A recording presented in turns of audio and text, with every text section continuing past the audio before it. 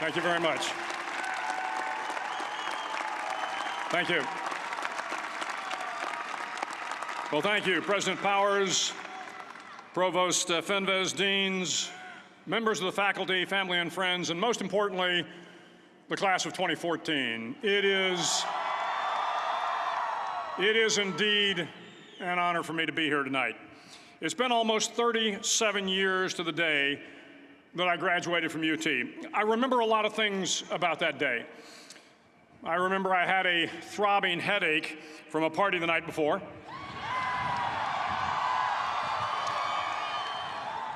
I remember I had a serious girlfriend, who I later married. That's important to remember, by the way. And I remember I was getting commissioned in the Navy that day. But of all the things I remember, I don't have a clue who the commencement speaker was, and I certainly don't remember anything they said. So acknowledging that fact, if I can't make this commencement speech memorable, I will at least try to make it short. So the university's slogan is, "What starts here changes the world." Well, I've got to admit, I kind of like it. What starts here changes the world. Tonight, there are almost 8,000 students, or there are more than 8,000 students graduated from UT. So that great paragon of analytical rigor, Ask.com, says that the average American will meet 10,000 people in their lifetime. 10,000 people, that's a lot of folks. But if every one of you changed the lives of just 10 people, and each one of those people changed the lives of another 10 people, and another 10, then in 5 generations, 125 years, the class of 2014 will have changed the lives of 800 million people. 800 million people. Think about it. Over twice the population of the United States. Go one more generation, and you can change the entire population of the world, 8 billion people. If you think it's hard to change the lives of 10 people, change their lives forever, you're wrong. I saw it happen every day in Iraq and Afghanistan. A young Army officer makes a decision to go left instead of right down a road in Baghdad, and the 10 soldiers with him are saved from a close-in ambush. In Kandahar province, Afghanistan, a non-commissioned officer from the female engagement team senses that something isn't right and directs the infantry platoon away from a 500-pound IED, saving the lives of a dozen soldiers. But if you think about it, not only were those soldiers saved by the decisions of one person, but their children were saved, and their children's children. Generations were saved by one decision, one person. But changing the world can happen anywhere, and anyone can do it. So what starts here can indeed change the world. But the question is, what will the world look like after you change it? Well, I'm confident that it will look much, much better. But if you'll humor this old sailor for just a moment, I have a few suggestions that may help you on your way to a better world. And while these lessons were learned during my time in the military, I can assure you that it matters not whether you ever served a day in uniform. It matters not your gender, your ethnic or religious background, your orientation, or your social status. Our struggles in this world are similar, and the lessons to overcome those struggles and to move forward, changing ourselves and changing the world around us, will apply equally to all. I've been a Navy SEAL for 36 years, but it all began when I left UT for basic SEAL training in Coronado, California. Basic SEAL training is 6 months of long, torturous runs in the soft sand, midnight swims in the cold water off San Diego, obstacle courses, unending calisthenics, days without sleep, and always being cold, wet, and miserable. It is 6 months of being constantly harassed by professionally trained warriors who seek to find the weak of mind and body and eliminate them from ever becoming a Navy SEAL. But the training also seeks to find those students who can lead in an environment of constant stress, chaos, failure, and hardships. To me, basic SEAL training was a lifetime of challenges crammed into 6 months. So here are the 10 lessons I learned from basic SEAL training that hopefully will be of value to you as you move forward in life. Every morning in SEAL training, my instructors, who at the time were all Vietnam veterans, would show up in my barracks room, and the first thing they'd do was inspect my bed. If you did it right, the corners would be square, the covers would be pulled tight, the pillow centered just under the headboard, and the extra blanket folded neatly at the foot of the rack. It was a simple task, mundane at best, but every morning we were required to make our bed to perfection. It seemed a little ridiculous at the time, particularly in light of the fact that we were aspiring to be real warriors, tough, battle-hardened SEALs. But the wisdom of this simple act has been proven to me many times over. If you make your bed every morning, you will have accomplished the first task of the day. It will give you a small sense of pride, and it will encourage you to do another task, and another, and another. And by the end of the day, that one task completed will have turned into many tasks completed. Making your bed will also reinforce the fact that the little things in life matter. If you can't do the little things right, you'll never be able to do the big things right. And if by chance you have a miserable day, you will come home to a bed that is made, that you made. And a made bed gives you encouragement that tomorrow will be better. So if you want to change the world, start off by making your bed. During SEAL training, the students are all broken down into boat crews. Each crew is 7 students, 3 on each side of a small rubber boat, and 1 coxswain to help guide the dinghy. Every day, your boat crew forms up on the beach and is instructed to get through the surf zone and paddle several miles down the coast. In the winter, the surf off San Diego can get to be 8 to 10 feet high, and it is exceedingly difficult to paddle through the plunging surf unless everyone digs in. Every paddle must be synchronized to the stroke count of the coxswain. Everyone must exert equal effort, or the boat will turn against the wave and be unceremoniously dumped back on the beach. For the boat to make it to its destination, everyone must paddle. You can't change the world alone. You will need some help. And to truly get from your starting point to your destination takes friends, colleagues, the goodwill of strangers, and a strong coxswain to guide you. If you want to change the world, find someone to help you paddle. Over a few weeks of difficult training, my SEAL class, which started with 150 men, was down to just 42.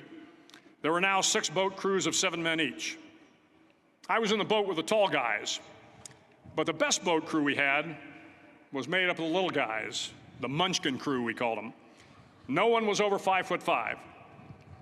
The Munchkin boat crew had 1 American Indian, 1 African American, 1 Polish American, 1 Greek American, 1 Italian American, and 2 tough kids from the Midwest. They out-paddled, outran, and outswam all the other boat crews.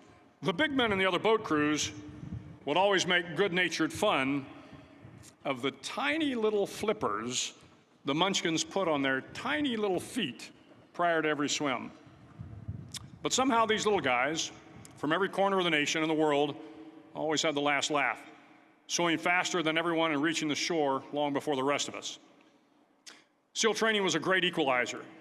Nothing mattered but your will to succeed, not your color, not your ethnic background, not your education, not your social status. If you want to change the world, measure a person by the size of their heart, not by the size of their flippers. Several times a week, the instructors would line up the class and do a uniform inspection. It was exceptionally thorough. Your hat had to be perfectly starched, your uniform immaculately pressed, your belt buckle shiny and void of any smudges. But it seemed that no matter how much effort you put into starching your hat or pressing your uniform or polishing your belt buckle, it just wasn't good enough. The instructors would find something wrong. For failing the uniform inspection, the student had to run, fully clothed, into the surf zone, then wet from head to toe, roll around on the beach until every part of your body was covered with sand. The effect was known as a sugar cookie. You stayed in the uniform the rest of the day, cold, wet, and sandy. There were many a student who just couldn't accept the fact that all their efforts were in vain, that no matter how hard they tried to get the uniform right, it went unappreciated. Those students didn't make it through training. Those students didn't understand the purpose of the drill. You were never going to succeed. You were never going to have a perfect uniform. The instructors weren't going to allow it. Sometimes, no matter how well you prepare or how well you perform, you still end up as a sugar cookie. It's just the way life is sometimes. If you want to change the world, get over being a sugar cookie and keep moving forward. Every day during training, you were challenged with multiple physical events: long runs, long swims, obstacle courses, hours of calisthenics, something designed to test your mettle.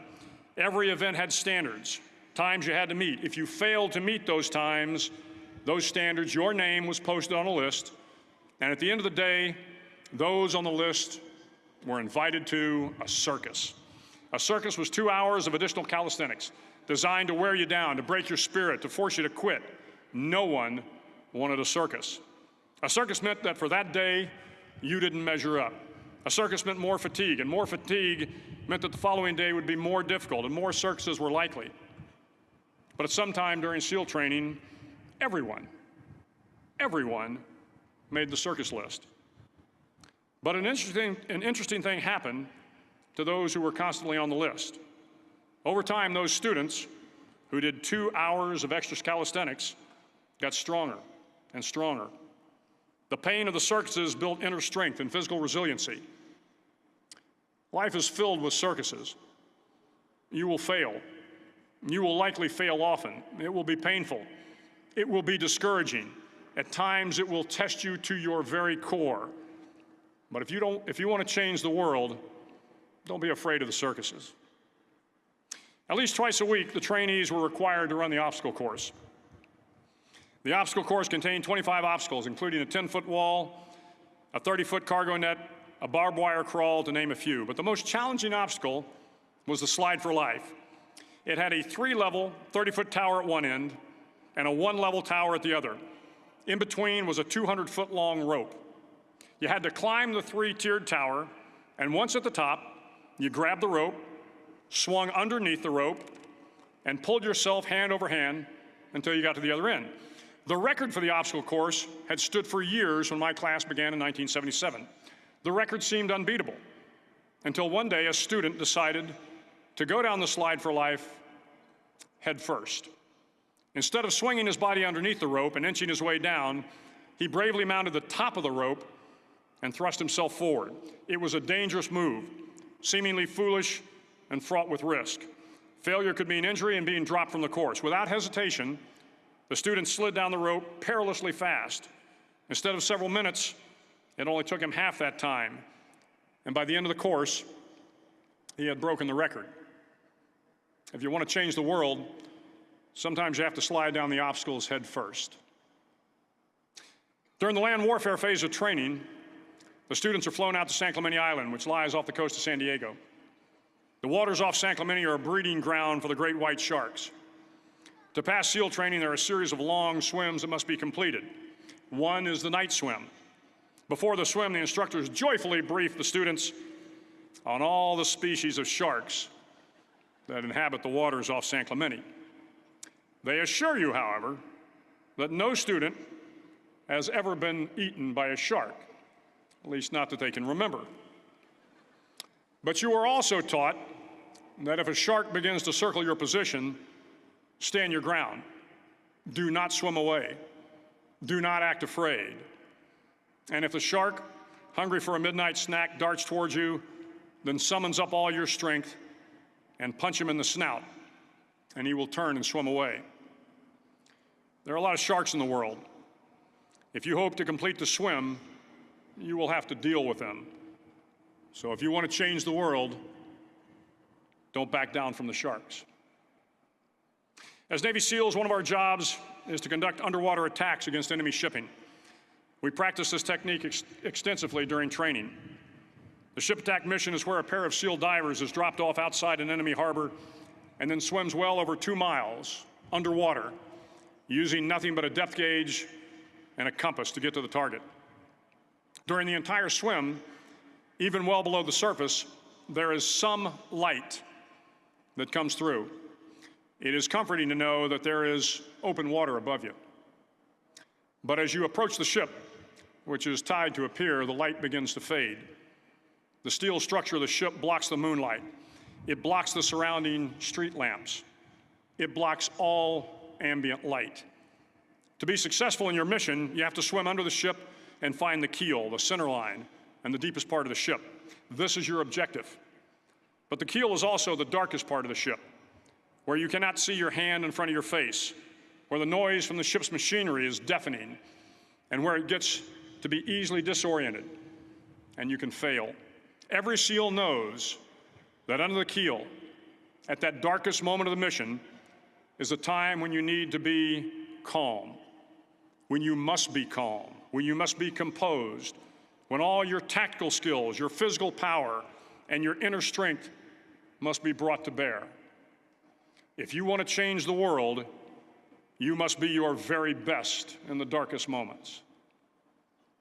The 9th week of training is referred to as Hell Week. It is 6 days of no sleep, constant physical and mental harassment, and one special day at the Mud Flats. The Mud Flats are an area between San Diego and Tijuana where the water runs off and creates the Tijuana Sloughs, a swampy patch of terrain where the mud will engulf you.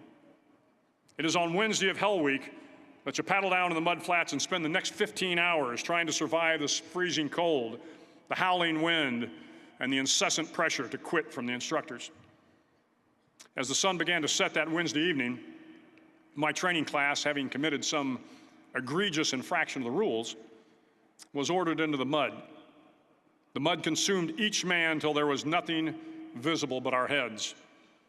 The instructors told us we could leave the mud if only 5 men would quit. Only 5 men, just 5 men, and we could get out of the oppressive cold. Looking around the mud flat, it was apparent that some students were about to give up. It was still over 8 hours till the sun came up. 8 more hours of bone-chilling cold. The chattering teeth and the shivering moans of the trainees were so loud, it was hard to hear anything. And then one voice began to echo through the night. One voice raised in song.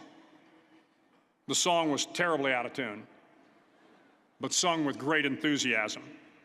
One voice became 2, and 2 became 3, and before long, everyone in the class was singing. The instructors threatened us with more time in the mud if we kept up the singing, but the singing persisted. And somehow the mud seemed a little warmer, and the wind a little tamer, and the dawn not so far away. If I have learned anything in my time traveling the world, it is the power of hope. The power of one person, a Washington, a Lincoln, King, Mandela, and even a young girl from Pakistan, Malala. One person can change the world by giving people hope. So if you want to change the world, start singing when you're up to your neck in mud. Finally, in SEAL training, there's a bell. A brass bell that hangs in the center of the compound for all the students to see. All you have to do to quit is ring the bell.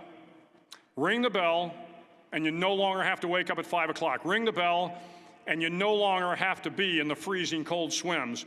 Ring the bell, and you no longer have to do the runs, the obstacle course, the PT, and you no longer have to endure the hardships of training. All you have to do is ring the bell to get out. If you want to change the world, don't ever, ever ring the bell. To the class of 2014, you are moments away from graduating, moments away from beginning your journey through life, moments away from starting to change the world for the better. It will not be easy, but you are the class of 2014, the class that can affect the lives of 800 million people in the next century. Start each day with a task completed. Find someone to help you through life. Respect everyone. Know that life is not fair and that you will fail often. But if you take some risks, step up when the times are the toughest, face down the bullies, lift up the downtrodden, and never, ever give up. If you do these things, the next generation and the generations that follow will live in a world far better than the one we have today. And what started here will indeed have changed the world for the better. Thank you very much. Hook 'em horns.